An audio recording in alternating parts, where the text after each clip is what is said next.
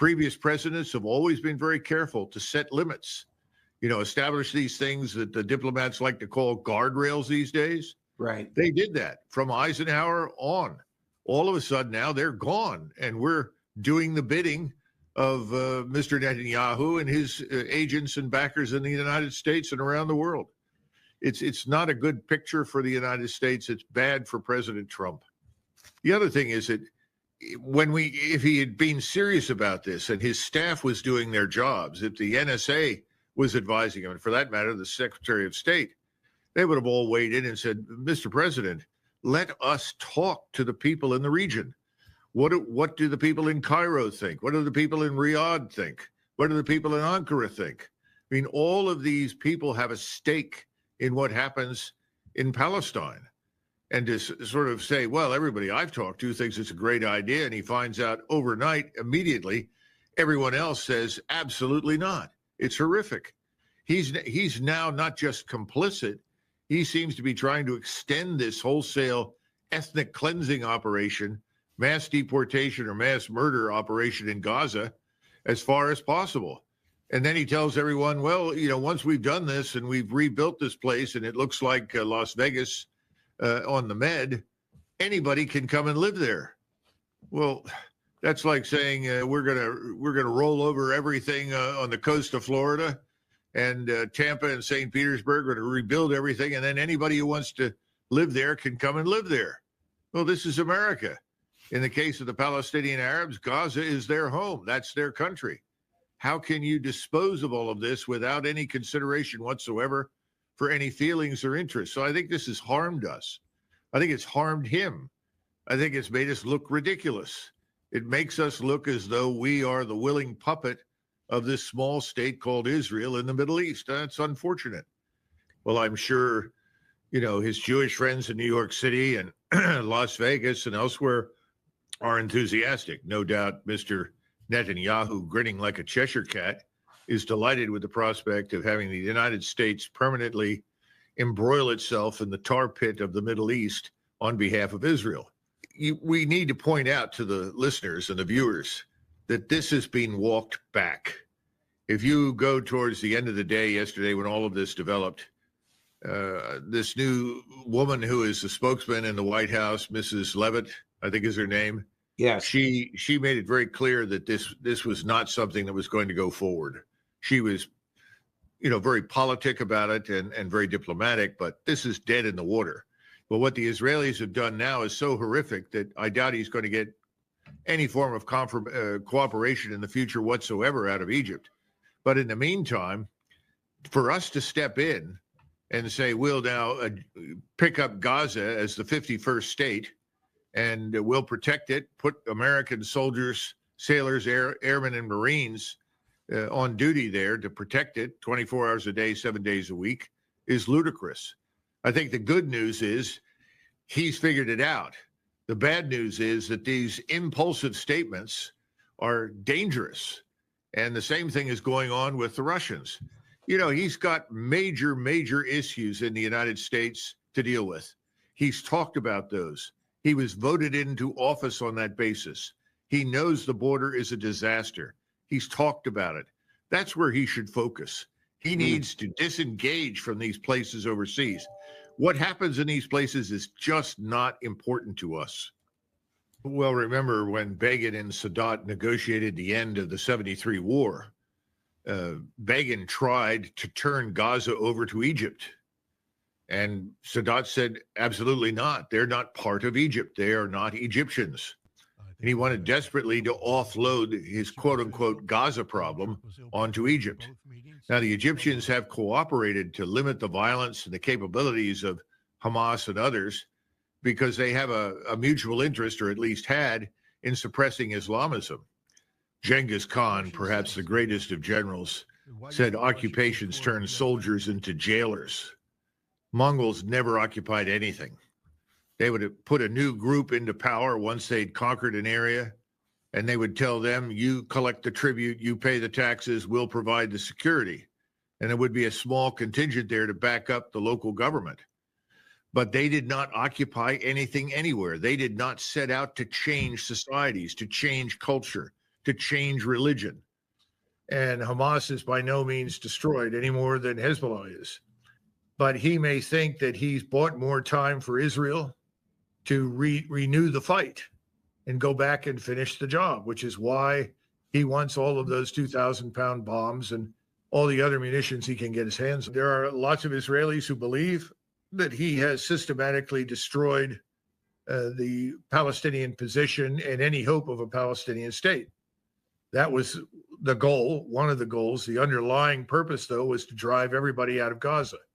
Well, that hasn't quite worked. I think he's going to stick with the first one.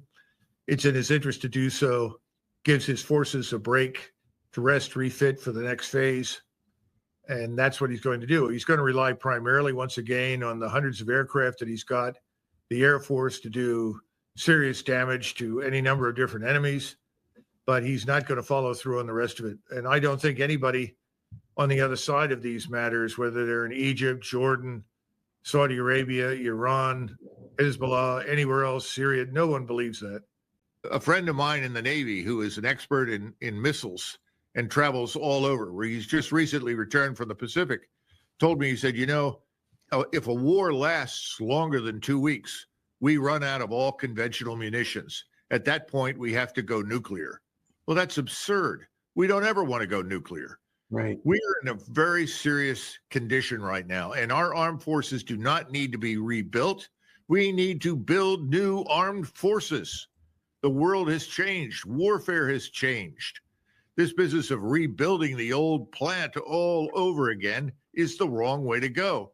The intelligent thing for the president to do right now is to say, we've got to disengage and retrench. We're going to run out of money. We're on the verge of a fiscal crisis, something we've never seen, certainly not since the Depression. I don't know how we come out of it. But the bottom line is we don't have the resources, we don't have the forces to do this in perpetuity. And that's effectively what we're signed up to do. And then someone in the back of the room will say, well, what about country X or country Y? What about the border? How many thousands of troops is it going to take us to really secure the border? And when we do, and we cut off the drug cartels from their enormous profits from human trafficking as well as drug trafficking, we're going to have a war on our hands. I think we have a war there now. Why are we not focusing on those things? And he knows that. I know President Trump, and I know he's concerned with those things. So this has all got to go away. He's got to stand up and say, look, I love Israel. I love the people. I want to help them in any way I can. But I cannot join their war in perpetuity. I cannot make their enemies America's enemies. This is not a relationship that we should want to have. All small states always have an interest in dragging a large power into their region to do their bidding. That's what we are right now. We're the suckers who've been drawn in to do the bidding of the Israeli. We've been in this business now for almost 30 years off and on. It's failed miserably everywhere. This would be, a road to certain ruin for us. And very shortly, Americans would look around and they would say, what are we doing here? This is what I try to tell people so often. Soldiers, Marines, they're not stupid people. They arrive at a place like this in Gaza. They look around and they say, what the hell are we doing here? We're not going to be able to change anything here. These people don't want us. They're going to shoot at us eventually, regardless of what happens. And they all understood that. But the generals and the politicians insisted, oh, no, we're bringing them this and that liberal democracy or whatever other benefits there are. The people in Gaza are not interested in living in luxury condos overlooking the ocean. I'm sure if you built them for them, they would probably consider it seriously. Right now, they just want to go home. And look at the photographs, the masses of human beings marching north back into areas where they used to live, where there is, as Secretary Rubio pointed out, nothing for them. Well, it looks like he recognizes who the real boss in charge is, and that's obviously Netanyahu.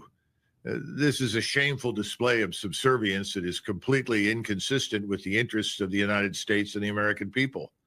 It's hard to fathom how we got here. But let's be frank.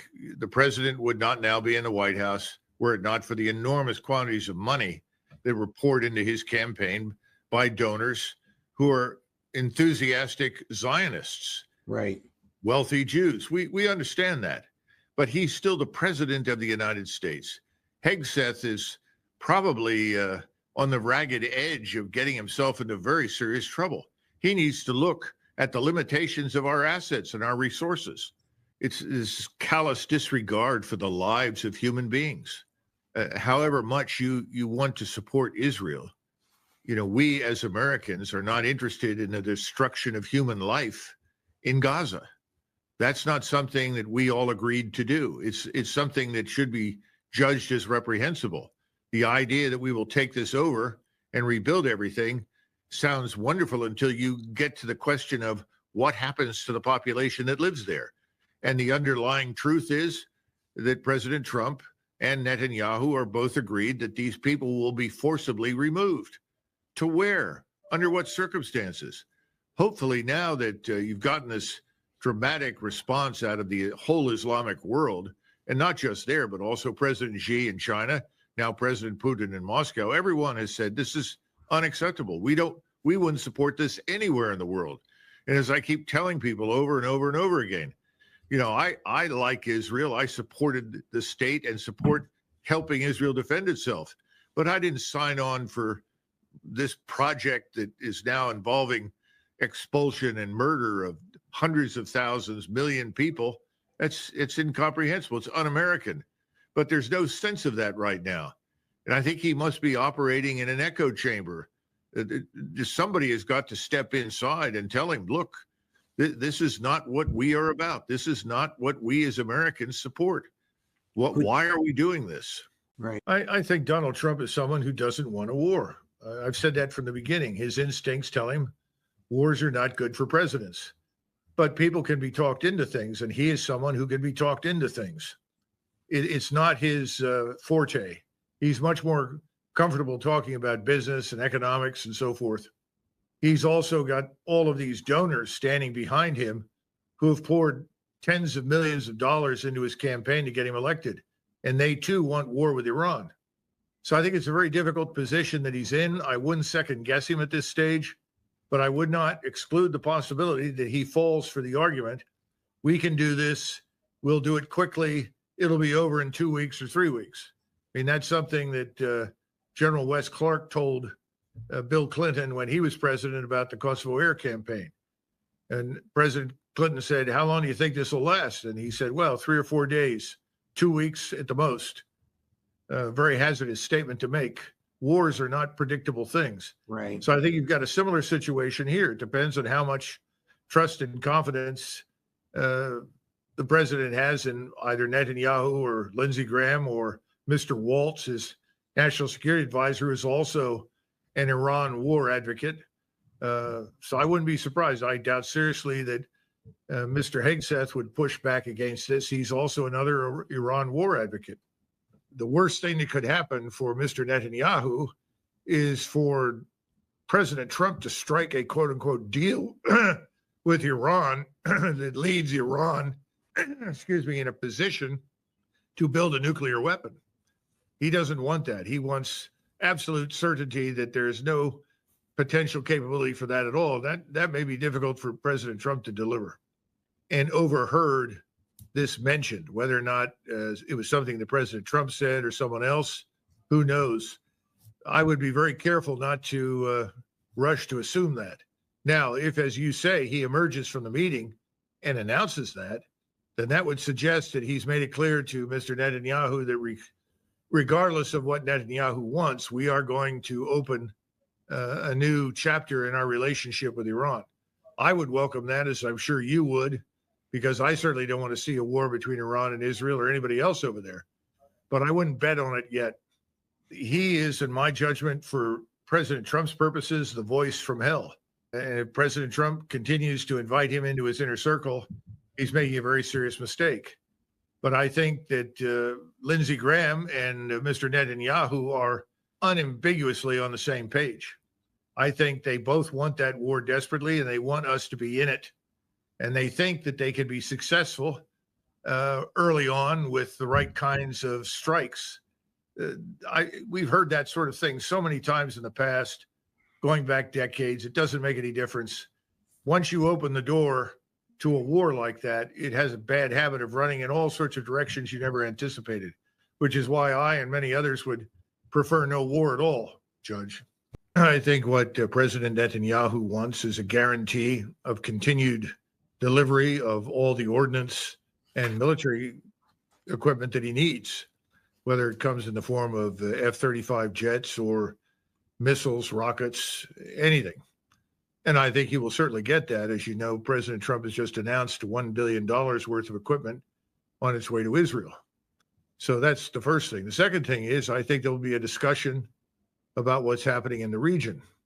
And that's going to be difficult because President Trump is not comfortable with what's happening in Gaza. Remember, he said, I want you to get it over with. Now, you and I regard that as a rather callous remark, given that we're talking about the lives and property of tens of thousands, hundreds of thousands of people. Well, that hasn't happened. And what he's gotten is instead a truce. And I think there'll be some discussion about pressing ahead to, quote unquote, finish the job in Gaza, whatever that means. And then there's the second part of this. What are we going to do to help the Israelis secure their northern border now with Syria? They've moved into Syria. They want to retain territory in southern Syria. Are we going to stand by that and allow them to acquire that and keep it? And that puts us at odds potentially with the Turks. Then the other issue is the Kurdish problem in Syria. There are large numbers of Kurds, thousands that are ready to fight against the Turks if the Turks decide to remove them. There's a lot of evidence that that's actually beginning now. Are we going to pull all our forces out or not? You'll recall that in the past, President Trump has said, I want those forces out, and then ultimately he backed down. What the Russians want to do is put together a regional design that would provide for the security not only of Russia, which they are obviously interested in, but also Europe and us. And I think it's a grave error to misinterpret and misunderstand what the Russians want. This is a once in a, I don't want to say a century opportunity, but certainly an opportunity that should not be missed for President Trump to sit down and with his advisors and design a new way forward for security in Europe that does not involve any future conflict, that will reduce the tensions, change the way we do business. It's so vital at this stage because the Russians are not interested in attacking anybody in the West. And they don't like the idea, obviously, of British troops or any NATO troops inside Ukraine policing the DMZ. You know, even though they admit that, yes, we think Ukraine has to be neutral, what's the point of neutrality if you're going to set the situation up like that? So the Austrian model, which is really the model I think that the Russians would accept, is not really on the table. And I don't think the president understands he has no leverage over the Russians. None. This looks like the same plan that he and Mr. Flights put together. I don't think it's going to go anywhere because it involves the things which Lavrov and Putin have said are unacceptable to them. And I don't see any evidence that the Russians are going to change their position. They are not going to accept some sort of line based on a frozen conflict. They're not interested in a Korean-style solution that leaves a demilitarized zone between East and West Ukraine. I think General Kellogg, like most people in Washington, are permanently frozen in the Cold War. They see everything through a lens that is distorted. They don't understand how the world has changed. They don't understand our limitations and our capabilities any longer. They're living in a world that passed over the last 30 plus years. They think this is 1991. It's not. Well, I think it's useful to point out that as far as we can tell, he receives, this is the president of Ukraine in the form of Zelensky, $11 million a month. That's his salary. So we can certainly point to waste, fraud, and abuse there. That's what the Russian and actually the Ukrainian press, it's out there, $11 million a month. And then on top of that, you know, we could point to his real estate holdings. They're worth tens of millions. And we don't even know with certainty which banks hold enormous quantities of cash.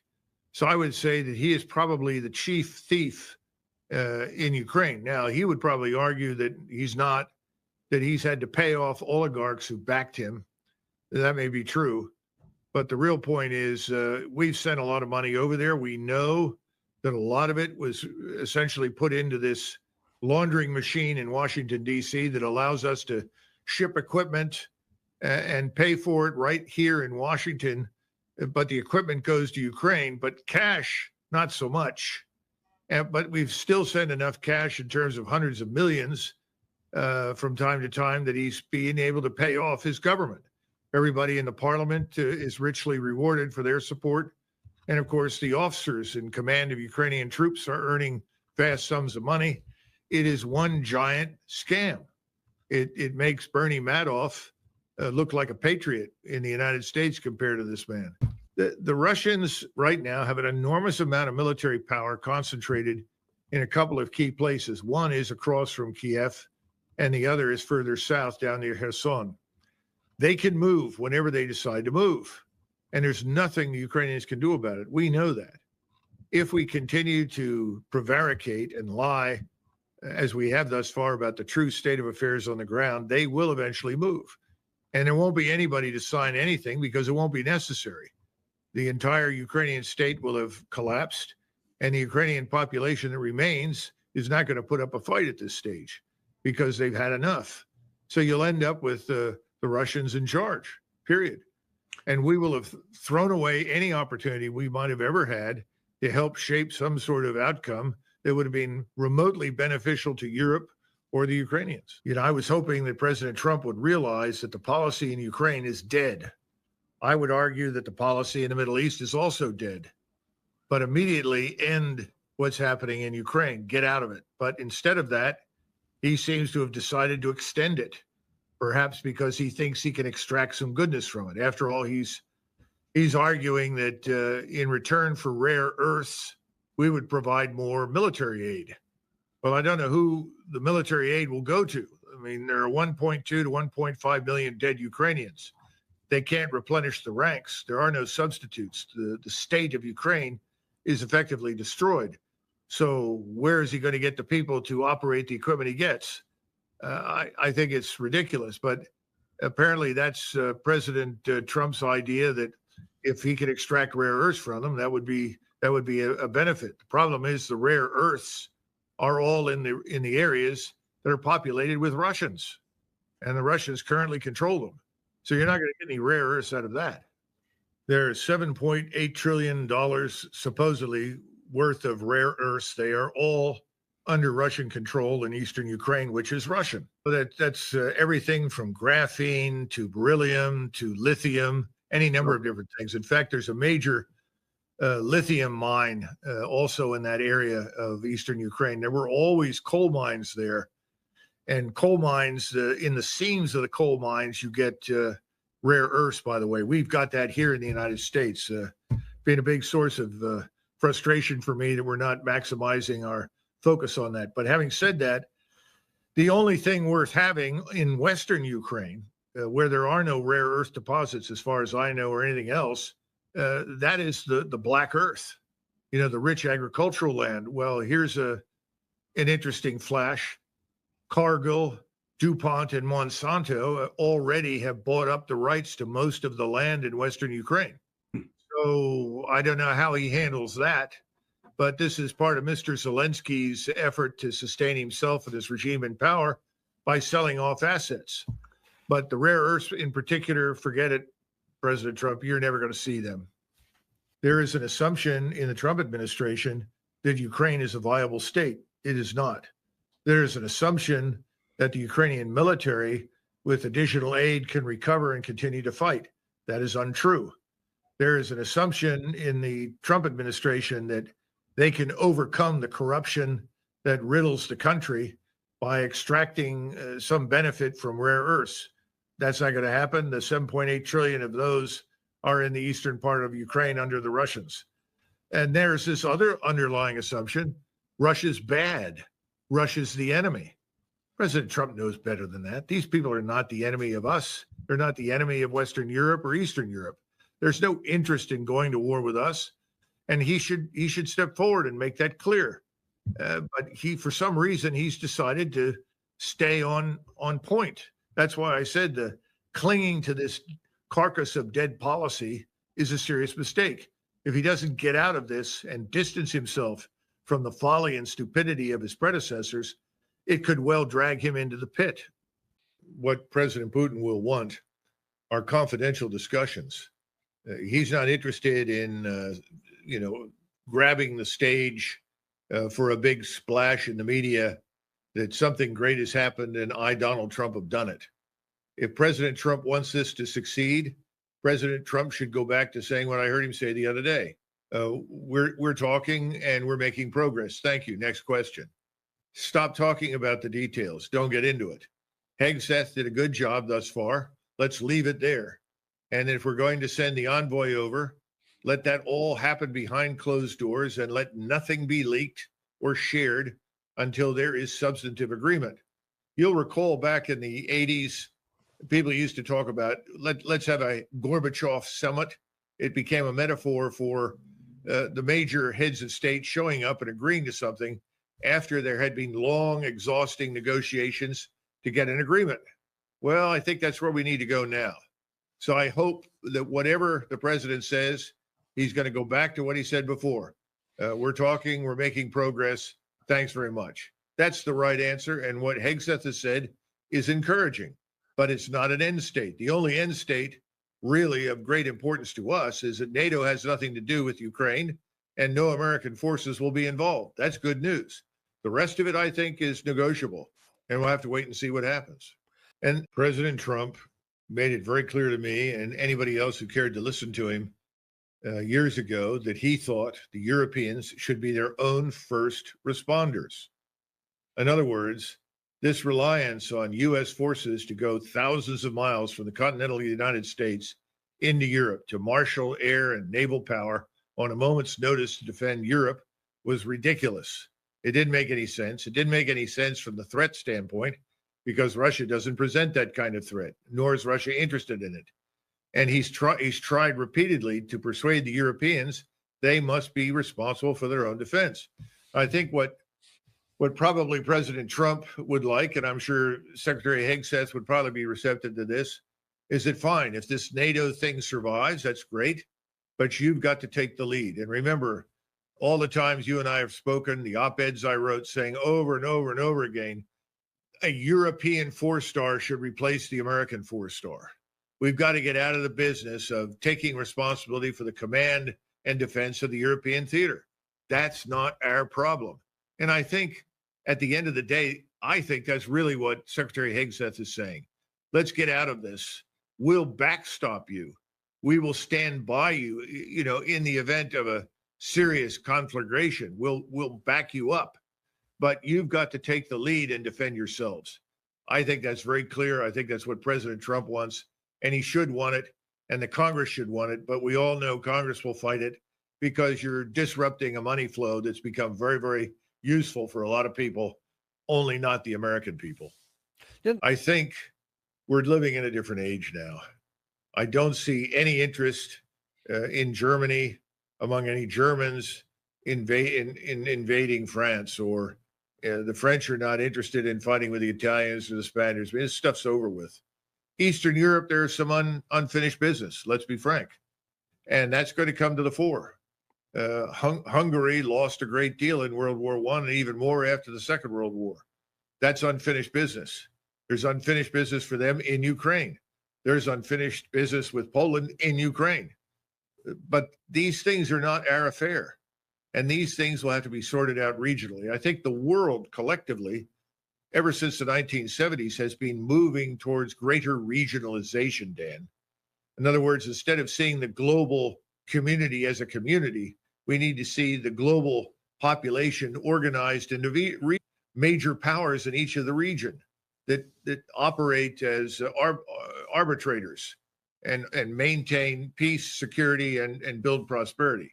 This is something that was predicted by a man named Hedley Bull at Oxford, long before anybody wrote The Fourth Turning or Toffler's Waves or anything else. I think we're there. Well, I have a newsflash. There have been disputes and conflicts all over the world for thousands of years, long before we existed. There will be more conflicts and disputes after we're dead. In other words, once we leave, will there be a potential for disputes and conflicts, yes. But the Europeans, certainly before the First World War, demonstrated pretty conclusively after the Napoleonic Wars that they could handle those things. I think Europe will devolve to some extent into new regions because the problem in NATO was always the same. The view of things from Berlin did not match the view from Madrid. And the view from Paris had nothing to do with the view from Stockholm or Athens. And that's more true now than ever. So I think you're going to see new security arrangements emerge, which is fine.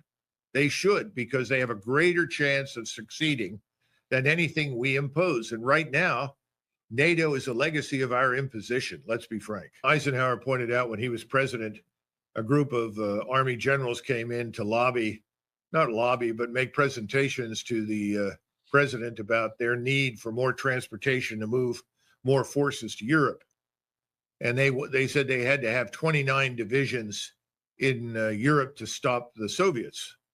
And he said, how many divisions have you got that you could conceivably send? Well, we only have 15 divisions. He said, well, then find out what the shipping requirements are and the aviation requirements are to move 15 divisions. You're not getting anything more than that. Well, that took the wind out of their sails. But then he privately pointed out, look, we're never going to get across the Atlantic and the Pacific again the way we did during World War II. It can't be done, or World War I. The submarines, the long-range precision strike, the growing overhead constellation of ISR, he said this is going to be impossible. So if we put something over there, it stands an excellent chance of ending up at Dunkirk, a giant Dunkirk. And even then, we may never get the troops out.